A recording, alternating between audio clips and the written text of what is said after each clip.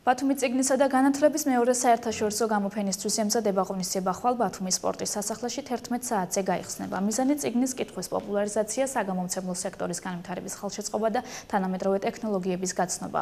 გამოფენაში 35-მდე დაწესებულება იქნება წარდგენილი, მათ შორის უმაღლესი სასწავლებლებიც. შესაბამისად, დაინტერესებულ პირებს საშუალება ექნებათ სასწავლო პროგრამების, გრანტების, სტიპენდიებისა და სტაჟირებების შესახებ დეტალური ინფორმაცია მიიღონ. ბათუმი Book and Education 2024 საგამოფენო კომპანია ბათუმის ორგანიზებით იმართება.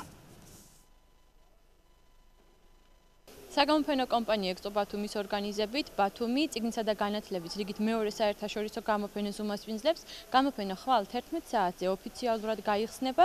სპორტის სასახლეში გელოდებით, ყველას დასწრება თავისუფალია. წელს საკმაოდ მრავალფეროვანი პროგრამა გვექნება.